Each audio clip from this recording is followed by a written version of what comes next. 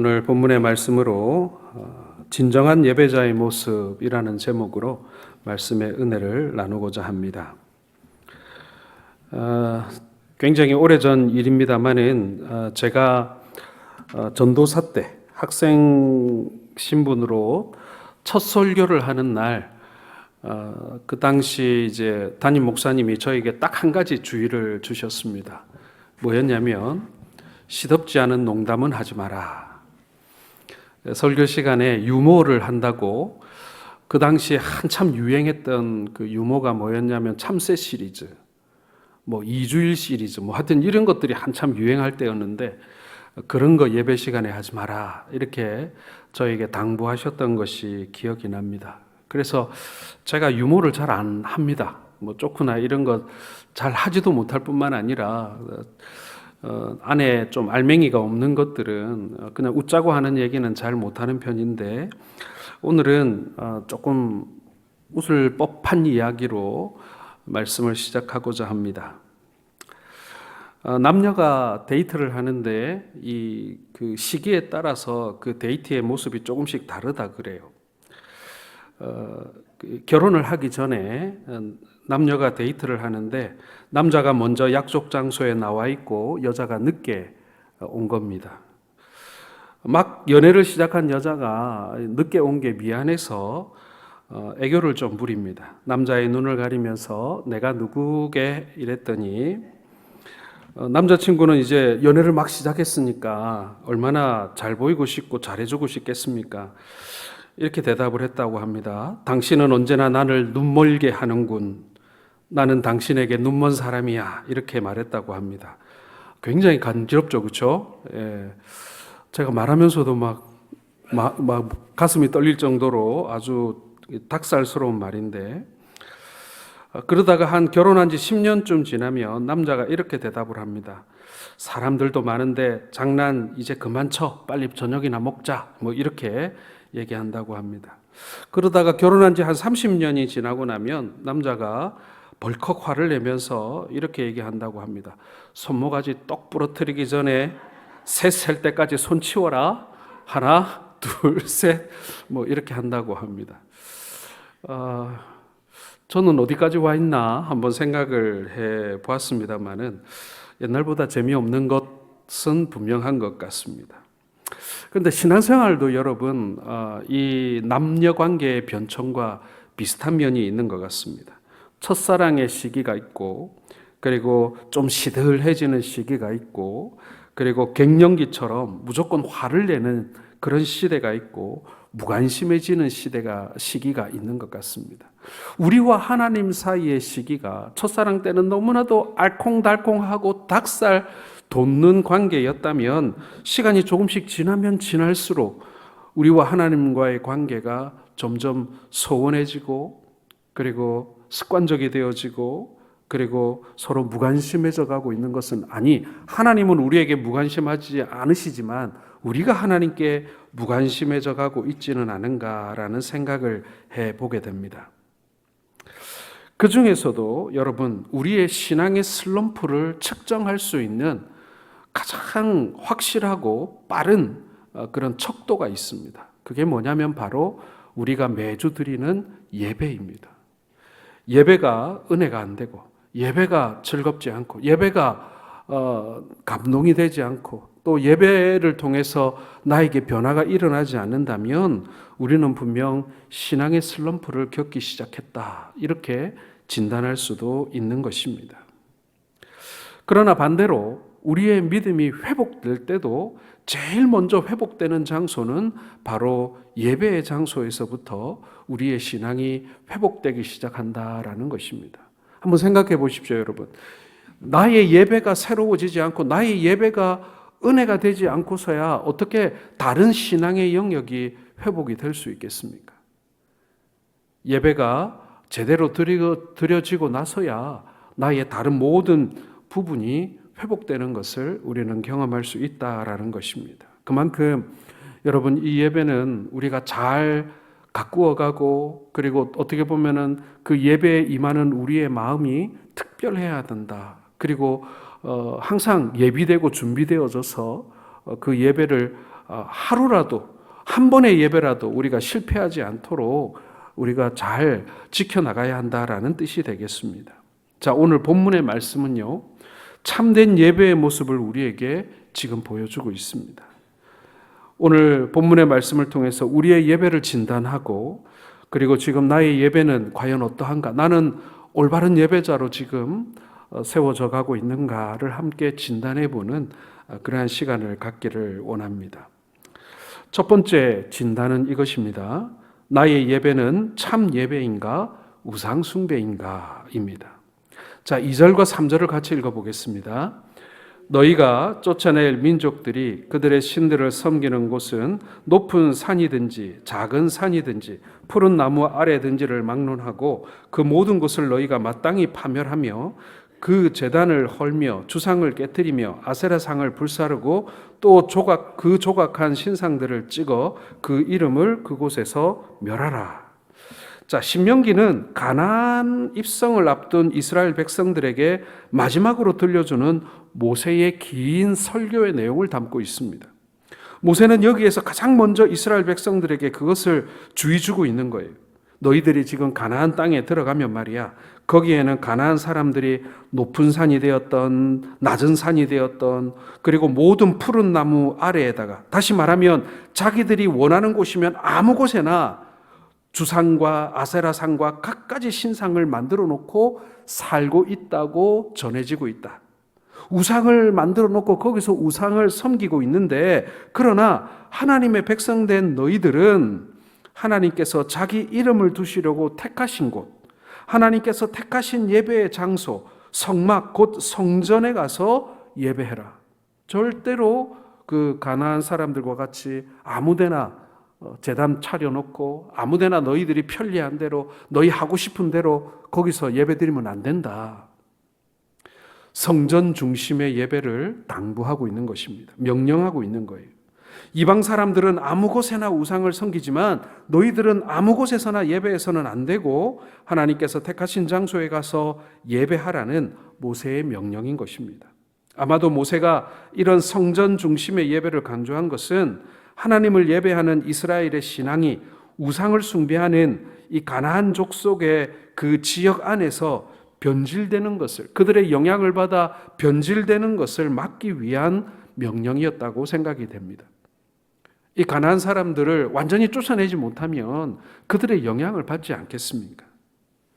여기에서 문제가 되고 있는 것이 바로 장소의 문제인데, 그러나 이 이야기가 장소에 관한 이야기인 것 같지만 사실은 아닙니다. 우리의 마음속에서 일어나는 우상 숭배의 특징을 아주 잘 보여주는 그런 내용이라고 말할 수 있는 것입니다. 여러분, 우상 숭배의 특징은요, 아무 곳에서나 한다라는 것입니다.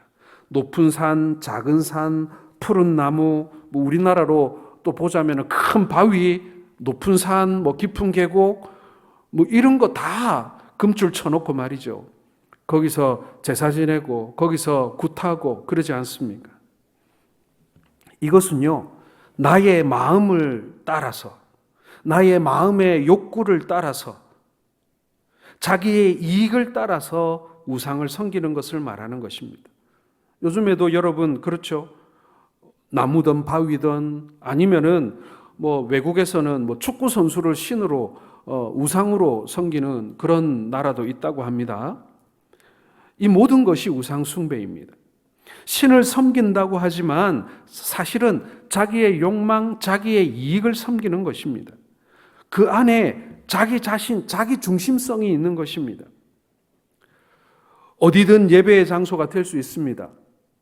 꼭 예배당만 예배의 장소가 되는 것은 아닙니다. 그러나 나의 즐거움, 나의 욕망, 나의 필요에 따라 예배의 방법과 예배의 장소를 마음대로 바꾸면서 우리가 예배를 한다면 그것은 코람데오가 아니라 그것은 내 맘대오가 되는 것입니다. 하나님 앞에서 어디든 예배의 장소가 되지 않겠습니까마는, 그러나 그것이 나의 편리나 혹은 나의 어떤 필요 혹은 나의 어떤 욕망에 따라서 내 마음대로 그 장소를 정하고 그렇게 나의 필요만 채우려 한다면 그것은 절대로 코람데오가 아닙니다. 요즘에 우리 예배를 나눌 때 예전으로 뭐 구분하기도 하고 그렇게 하지 않기도 합니다만은 사실은 예배의 어떤 형식과 어떤 분위기를 따라서 전통적인 예배와 또 젊은이들이 많이 얘기하는 좀 오래된 말입니다만은 열린 예배 이렇게 구분을 많이 하곤 합니다. 저는 뭐 신학적으로 전통적인 예배만 예배다 아니다. 시대가 바뀌었으니 열린 예배가 이 시대에 맞는 예배다. 이렇게 저는 규정하고 싶지는 않습니다. 왜냐하면 성도들의 어떤 그 문화와 연령에 따라서 전통적인 예배를 드릴 수도 있고 열린 예배도 드릴 수 있기 때문에 그런 것입니다. 그런데 이 전통적인 예배와 열린 예배에는 다 함정이 하나씩 있습니다. 전통적인 예배는 여러분 굉장히 정적인 예배이고 그 정적인 예배의 중심에 이 설교와 찬양대가 있습니다. 설교자가 자신을 드러내기 위해서 혹은 자신을 과시하기 위해서 설교한다면 그건 더 이상 설교가 아니겠죠. 찬양대도 마찬가지입니다. 찬양대도 자기 과시를 하기 위해서 이 앞에 쓴다면 그건 더 이상 하나님을 향한 찬양이 아닐 것입니다. 우리가 얼마나 근사하고 우리가 얼마나 연습을 많이 했고 우리가 얼마나 아름다운 하모니로 노래하는지 당신들이 좀 보고 우리를 특별하게 여겨줘라고 생각한다면 그건 예배가 될 수가 없는 것이죠. 열린 예배도 마찬가지입니다. 열린 예배는 이 예전에 의존하기보다는 그 예배의 어떤 그 찬양과 아니면은 간증과 같은 그런 내용들이 많이 추가되는데요. 여기에도 함정이 있습니다. 찬양과 경배가 하나님을 향한 것이 아니라 자신의 감정과 자기 자신을 위한 것이 될 수도 있는 그런 함정이 있습니다. 내가 찬양하지만 조금만 정신을 차리지 않으면 그 모든 것이 하나님을 높이고 찬양하고 경배하는 것이 아니라 단순히 그 음악, 그 열광적이고 그 감정적인 분위기를 즐기는데 빠질 수도 있다. 그래서 여러분 전통적인 예배든 열린 예배든 예배의 원칙은 다르지 않습니다. 하나님 중심의 예배, 복음과 말씀의 중심의 예배가 되어야지 거기서 내가 중심이 되고 그리고 나의 감정과 어떻게 보면 나를 과시하고 나를 드러내기 위한 예배가 되면 더 이상 예배의 모습이 될 수 없는 것입니다. 우상 숭배의 특징은 그러므로 자기 자신을 위한 것 이렇게 말할 수 있을 것입니다. 그러나 예배는 참되신 하나님을 위한 것입니다. 예배는 하나님 그분만을 생각하고 그분께 집중하고 하나님의 은혜와 사랑을 감사하고 나의 죄사함을 다시금 경험하는 것이 바로 예배인 것입니다. 여러분의 예배는 어떻습니까? 하나님을 진심으로 섬기는 예배입니까? 아니면 자기 만족을 위한 예배입니까? 우리의 찬양이 하나님을 기쁘시게 하고 우리의 기도가 하나님을 높이는 것이고 우리의 헌신이 하나님을 감동시키는 예배가 되어야지 우리 자신을 만족시키라는 그런 예배라고 한다면 그것은 예배가 아니라 우상 숭배가 될 수도 있다라는 경각심을 가져야 하는 것입니다. 나 중심적, 사람 중심적인 태도를 버리고 하나님만을 향하고 하나님께만 집중하는 그러한 참된 예배자들 되시기를 주님의 이름으로 축원합니다. 두 번째 진단은요. 나의 예배가 살아있는 예배인가 아니면 죽은 예배인가 하는 진단입니다. 자, 6절 같이 한번 읽어보겠습니다. 시작. 너희 손의 거제와 너희의 서원제와 낙헌 예물과 너희 소와 양의 처음 난 것들을 너희는 그리로 가져다가 드리고. 자, 여기서 여러 가지 제물에 대해서 말씀하고 있습니다. 번제, 11조, 거제, 서원제, 낙헌제, 또 소와 양 등등등 이 모든 제물은 하나님 앞에서 완전히 태워 드렸습니다. 그것이 제사입니다. 그것이 바로 제물이고 제사고 예배입니다. 이스라엘 백성들이 드린 번제와 희생 제물은 머리만 잘라 드리는 것도 아니고 허벅다리만 잘라 드리는 것도 아니고 꼬리만 잘라 드리는 것도 아니었습니다.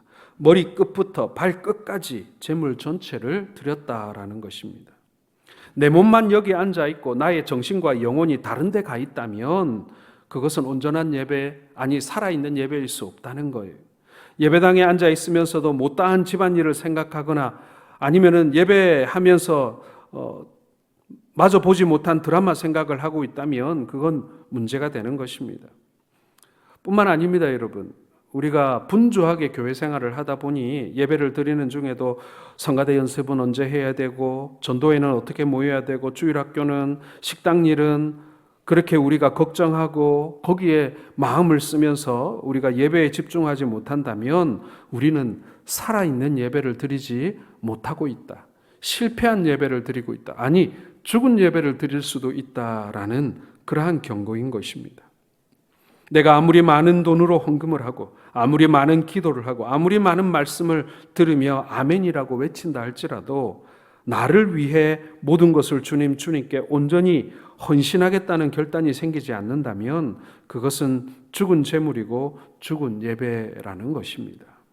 오늘 6절 말씀에 많은 재물이 등장하는데 거기에 언제나 먼저 언급되는 것이 너희에라는 소유격 관계 대명사입니다. 한 절에 무려 7번이 들어 있습니다. 왜 하나님은 모세를 통해서 이렇게 너희를 강조하고 있을까요? 눈에 보이는 재물만 드리지 말고 그 재물을 드리는 너희 자신을 나에게 다오. 나는 너희의 마음과 너희의 전부를 원한다. 이것이 하나님의 말씀인 것입니다. 이것이 하나님의 간절한 마음인 것이죠. 하나님을 찬양하는 여러분들의 입술을 원하시지만 더욱 원하시는 것은 여러분들의 마음과 여러분들의 전부입니다. 하나님은 예배하는 우리의 모습을 원하시지만 더욱 원하시는 것은 우리의 마음입니다. 우리의 온 마음, 머리끝부터 발끝까지 주님께 드리는 살아있는 제사를 드리는 여러분들 되시기를 주님의 이름으로 축원합니다. 세 번째 진단은요, 나의 예배는 기쁨이 있는가 아니면 괴로움이 있는가 하는 것입니다. 7절 같이 읽겠습니다. 거기 곧 너희의 하나님 여호와 앞에서 먹고 너희의 하나님 여호와께서 너희의 손으로 수고한 일에 복 주심으로 말미암아 너희와 너희 가족이 즐거워할지니라. 자, 우리에게 있어서 예배가 즐거움과 기쁨이 되어야 합니다. 모든 일을 사실은 우리 요즘에 주일날 다 해치우려고 하다 보니까 사실은 주일이 굉장히 피곤한 하루가 되어버릴 때가 있는 것이 참 유감스럽습니다. 우리가 주중에 교회 나오기 어려우니까 주일날 아침부터 그리고 집에 돌아갈 때까지 그 짧은 시간 안에 다 모든 것을 다 하려고 하니까 쉽지가 않습니다. 목장 모임, 전도회 모임, 팀 모임, 예배의 각종 교사, 성가대 거기다가 요즘에는 또 다른 이 동아리 모임들까지 그 하루 만에 반나절 만에 다 하려니 힘든 것입니다. 그러다 보니 우리가 인상을 쓰기도 하고 피곤해하고 그럴 때도 있습니다. 그래서 여러분, 즐거워야 할 예배가 힘든 짐으로 우리에게 다가올 때도 분명 있다라는 것입니다. 그럼에도 불구하고 여러분, 예배는 즐거워야 합니다.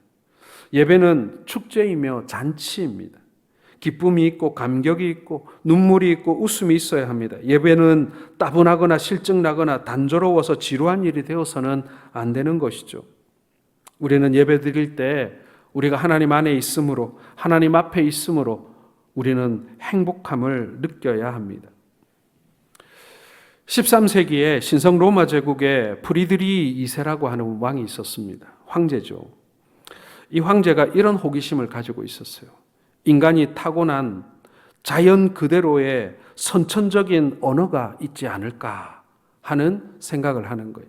독일어, 영어, 러시아어 이런 거 말고 그냥 타고나면서부터 인간이 소유하고 있는 그런 하나님이 주신 언어가 있지 않겠나, 이런 아주 엉뚱하고 기발한 그런 의문을 품게 된 것이죠. 그래서 굉장히 잔인하고 위험한 실험을 하게 됩니다. 이 세상에 막 태어난 아기들 6명을 방에 놓고 6명의 유모를 통해서 그 아이들을 키우게 됩니다. 그런데 이 유모들이 이 아기들에게 절대로 한마디의 말도 해서는 안 되는 것입니다. 그러니까 아이가 독일어가 됐든 러시아어가 됐든 프랑스어가 됐든 영어가 되었든 어떤 말도 이 유모들에게 배워서는 안 되고, 이 아이들이 타고난 언어가 언어만을 이제 아이들이 쓰도록 그렇게 한 것이죠. 근데 어떻게 됐겠습니까? 결과는 어떤 말을 하는 아이가 하나도 없었다. 그러니까 아이들이 다 말을 못하는 아이들이 되었다라는 것입니다. 그리고 이 6명의 아이들은 결국 날로 쇠약해지다가 모두 일찍 죽어버리고 말았다라고 합니다. 굉장히 잔인하고 정말 비인간적인 실험인 것 같습니다. 여러분, 이것은요, 우리의 생존에 있어서 의사소통이 얼마나 중요한 것인가를 말해주고 있는 것입니다. 사람이 의사소통하지 않으면 살 수 없다는 진리를 보여주는 거예요. 아기가 엄마와 의사소통하지 않으면요, 젖만 먹인다고 그 아이가 살아남을 수 있는 게 아니에요. 죽는 것입니다. 인간이 이 땅을 살아가지만 주변에 있는 사람들과 같이 의사소통하지 않으면요, 그 사람은 결국에는 그 의사소통의 욕구가 채워지지 않음으로 인해서 결국 생존할 수 없는 그런 지경에 이르게 된다라는 것입니다. 그래서 인간이란 의사소통하는 존재다, 그렇게 말할 수 있는 것이죠. 의사소통이나 이 커뮤니케이션을 우리는 흘러가는 것이다, 이렇게 말하곤 합니다. 현대물리학에서도 모든 운동과 에너지를 흐름으로 이해하곤 합니다. 양자물리학, 양자역학, 전자의 이동, 이게 다 입자의 파동으로 설명이 되고 이렇게 하는데, 여러분, 사실은 예배도 흐름과 파동이 있다고 생각을 합니다. 하나님께로부터 시작된 영적인 에너지가 우리에게 옮겨오는 사건, 이것이 저는 예배라고 생각을 합니다. 커뮤니케이션이죠. 우리는 세상과 죄를 이길 만한 힘이 우리에게는 없습니다. 그 힘은 하나님께만 있습니다. 하나님께 있는 그 힘과 능력을 우리는 예배를 통해서 우리에게 하나님께서 흘려보내주시는 거예요. 예배는 하나님의 무한하신 힘과 능력과 에너지를 공급받는 자리입니다. 그렇기 때문에 우리는 하나님과 함께 하시는 예배를 통해서 하나님이 우리에게 주시는 말씀, 찬양, 기도, 묵상, 눈물, 감동, 결단을 통해서 거대한 영적인 흐름을 경험하게 되는 것이죠. 하나님의 은혜가 내게로 밀려 들어오고 나도 하나님을 향하여 기쁨과 감사와 찬양과 고백과 기도를 올려드리는, 하나님의 그 말씀이 우리에게 흘려 들어오고 또 우리의 하나님께 드림이 흘려 들어가는 이런 커뮤니케이션, 이런 흘러감이 있는 곳이 바로 예배인 것입니다. 그러므로 하나님께서 오늘날 찾으시는 사람은 사명감이 투철한 사람이나 재능이 뛰어난 사람이 아닙니다. 하나님께서는 하나님과 커뮤니케이션 할 수 있는, 의사소통할 수 있는 참된 예배자를 찾고 계신다라는 것입니다. 요한복음 4장 23절을 같이 읽겠습니다. 아버지께 참되게 예배하는 자들은 영과 진리로 예배할 때가 오나니 곧 이때라. 아버지께서는 자기에게 이렇게 예배하는 자들을 찾으시느니라. 청교도 신앙의 정신을 가장 잘 보여주는 신학자이자 설교자라고 얘기되어지는 리차드 백스터라고 하는 목사님이 있습니다. 그분의 회고록에 보면 이런 말씀이 나옵니다. 나는 다시는 설교할 수 없는 사람처럼 설교하였고 죽어가는 사람으로서 죽어가는 사람에게 절규하듯 설교하였다. 이런 내용이 나옵니다. 지금 죽어가는 사람의 심정으로 이게 마지막 설교다라고 하는 마음으로 그 설교하는 그 설교가 얼마나 간절하고 진실하고 그랬을까요? 여러분, 오늘 우리에게 이러한 예배가 있기를 원합니다. 혹 오늘 이 밤의 예배가 내 생의 마지막 예배가 될 수도 있지 않을까. 그래서 오늘 이 시간 예배를 정말 진심으로 하나님 앞에 드리고자 한다.